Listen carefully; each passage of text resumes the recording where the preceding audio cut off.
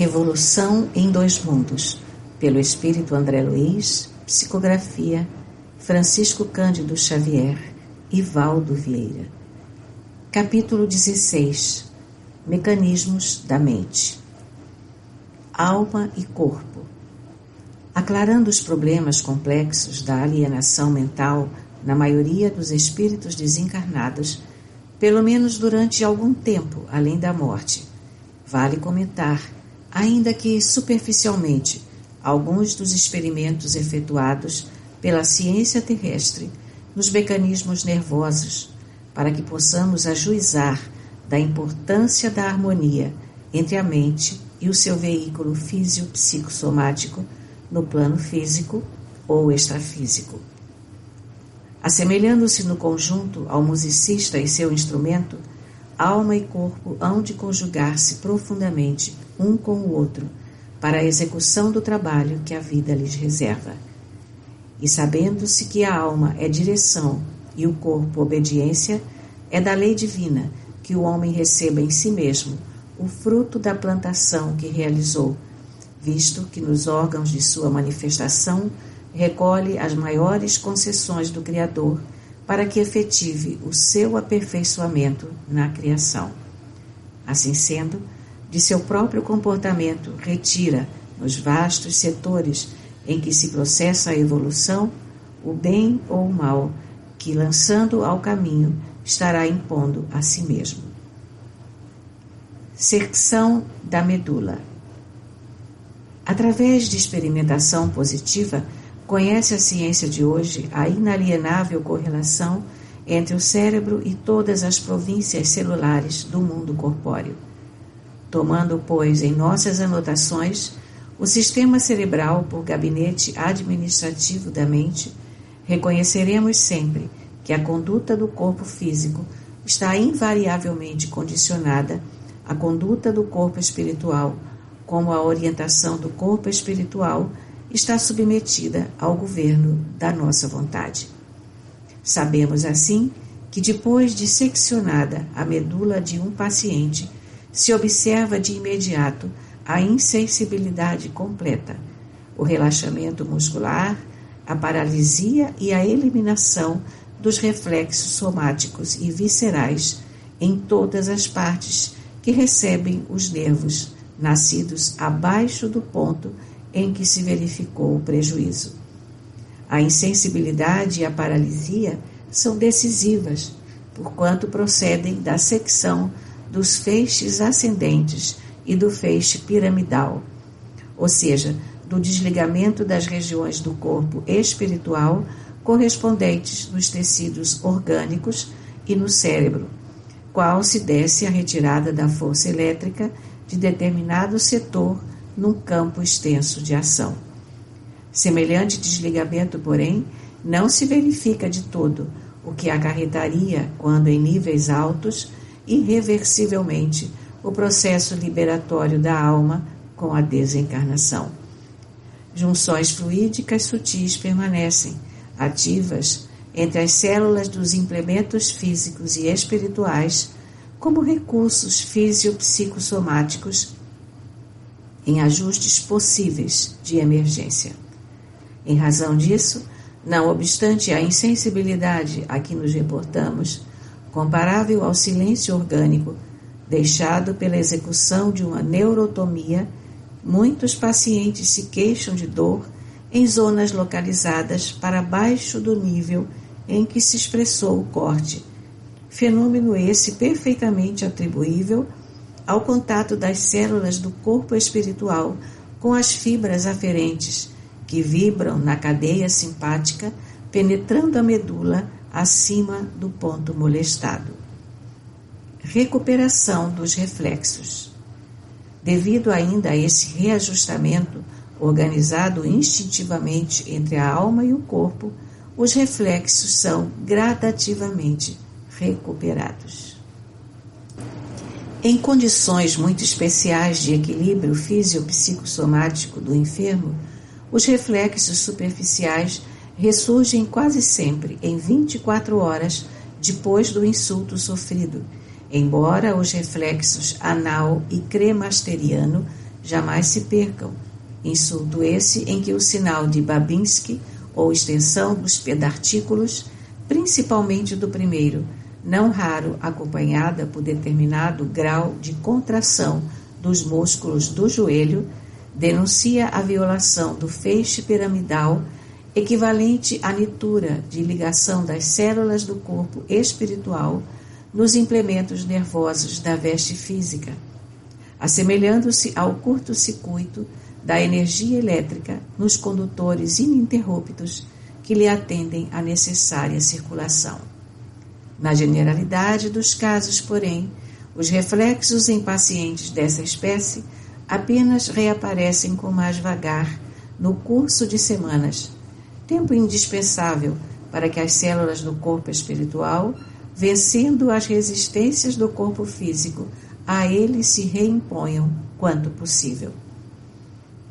Importância da encefalização. Sabemos igualmente que a depressão em estudo é tanto mais perdurável quanto mais complexa a encefalização do animal. Nos batráquios, os reflexos desaparecem apenas por alguns minutos. No gato, a diminuição da atividade vital é maior. No cão, ainda mais. No chimpanzé, o refazimento pede vários dias. E na criatura humana, a restauração dos reflexos referidos exige mais tempo, como, por exemplo, o reflexo de extensão cruzada, cuja recuperação reclama 6 semanas aproximadamente após o trauma espinhal. Nos estudos de Schiff e Sherrington, avaliamos com maior nitidez a extensão da ocorrência entre os setores do corpo espiritual e do corpo físico, mediante a secção completa da medula espinhal, realizada ao nível dos segmentos lombares, pela qual vemos o cão experimentado com a medula dorsal seccionada, acusando paraplegia e alterações sensitivas consequentes abaixo da região prejudicada, assim como uma extensão espástica dos membros anteriores, devido à ausência da inibição oriunda dos membros posteriores, inibição que normalmente neutralizaria os impulsos do sistema labiríntico cerebelar. É que o corpo espiritual preside no corpo físico a todas as atividades nervosas resultantes da entrosagem de sinergias funcionais diversas. Disso temos estrita conta nos reflexos, cuja complexidade cresce invariavelmente na medida em que solicitam o concurso de maior campo dos neurônios internunciais para que se efetuem, qual pianista, requisitando maior número de escalas de tons e semitons para elevar-se da simplicidade à suntuosidade na expansão da melodia. Descorticação animal. Desse modo, compreendendo-se que a integração mente-corpo é cada vez mais importante, à medida que se dilatam os valores da encefalização, reconheceremos que a integração cortical é sempre mais expressiva, quanto mais amplo se faz o desenvolvimento do sistema nervoso. Na pauta de semelhante realidade, a descorticação em batráquios e peixes não interfere nos reflexos e na motilidade, e nas aves modificações emergem inequívocas, porquanto apenas conseguem voos fragmentários na luz, permanecendo em prostração quando na obscuridade. O cão que sofre a ablação do córtex, segundo já demonstrou Goltz no século XIX, pode viver além de 1 ano com motilidade reflexa normal aparente, efetuando os movimentos próprios com relativa correção. Todavia, jaz inerte quando lhe falte incentivo à ação, e se esse incentivo aparece, coloca-se em movimento exagerado. Ignora como se defender até que se veja positivamente atacado. Não se decide a buscar alimento, recebendo a ração que se lhe administre, e embora as funções viscerais prossigam sem maiores alterações, não reconhece as pessoas, baldo de memória, revelando a disjunção dos recursos físio-psicossomáticos que lhes são peculiares, fenômeno pelo qual evidencia compreensível e aparente regressão a estágio evolutivo inferior. Os chimpanzés, entretanto, com encefalização mais complexa, não sobrevivem largo tempo após a extirpação total do córtex, e quando sofrem a destruição parcial desse ou daquele elemento cortical, apresentam, como acontece na criatura humana, modificações extensas e profundas. Cabe mencionar ainda aqui a continuidade das indiscutíveis impressões em pessoas mutiladas,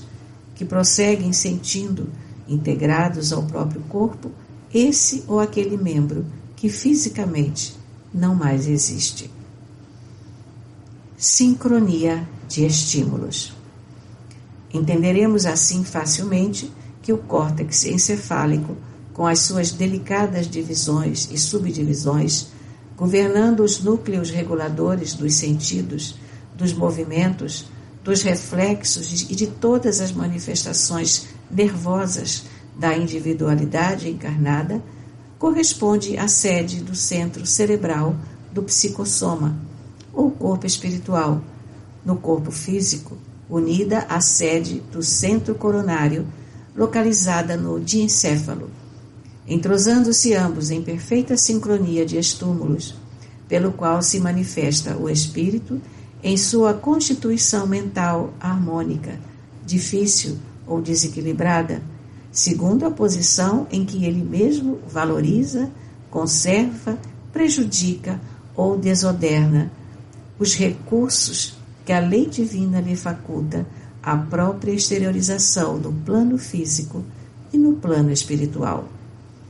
E assim como dispomos no córtex de ligações energéticas da consciência para os serviços do tato, da audição, da visão, do olfato, do gosto, da memória, da fala, da escrita e de automatismos diversos, possuímos no diencéfalo, tálamo e hipotálamo, a se irradiarem para o mesencéfalo ligações energéticas semelhantes da consciência para os serviços da mesma natureza,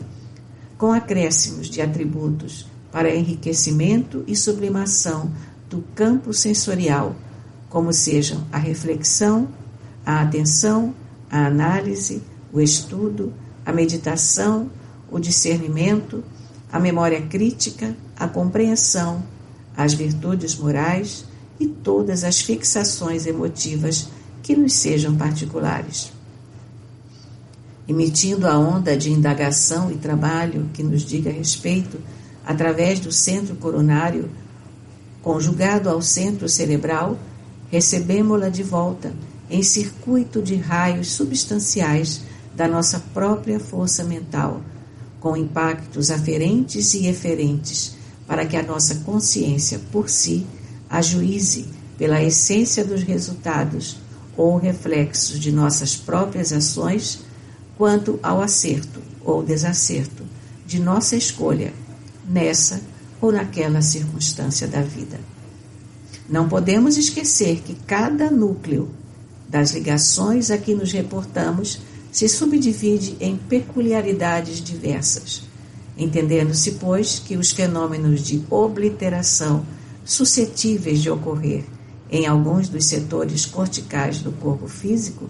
podem surgir igualmente no corpo espiritual, quando a turvação da mente é capaz de obstruir temporariamente esse ou aquele fulcro energético da região diencefálica, no centro coronário da entidade desencarnada. Mecanismo do monoideísmo. Em vista disso, se a criatura encarnada pode cair em amnésia ou afasia pela oclusão dos núcleos da memória ou da fala,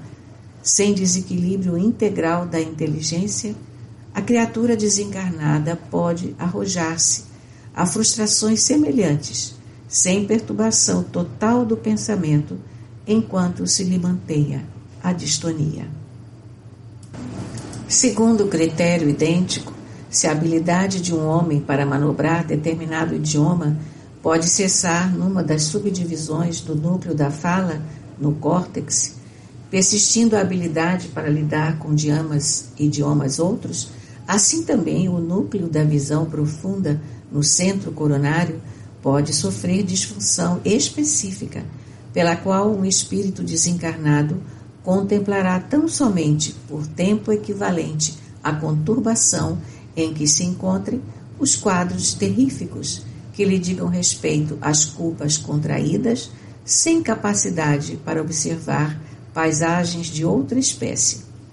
Escutará exclusivamente vozes acusadoras que lhe testemunhem os compromissos inconfessáveis, sem possibilidade de ouvir quaisquer outros valores sônicos, tanto quanto poderá recordar apenas acontecimentos que se lhe refiram aos padecimentos morais, com absoluto ouvido de fatos outros, até mesmo daqueles que se relacionem com a sua personalidade,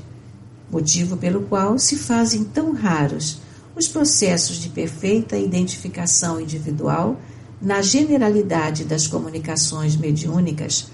com entidades dementadas ou sofredoras, comumente estacionárias no monoideísmo que as isola em tipos exclusivos de recordação ou emoção, de vez que nessas condições o pensamento contínuo que lhes flui da mente, em circuito viciado sobre si mesmo, age coagulando ou materializando pesadelos fantásticos em conexão com as lembranças que albergam.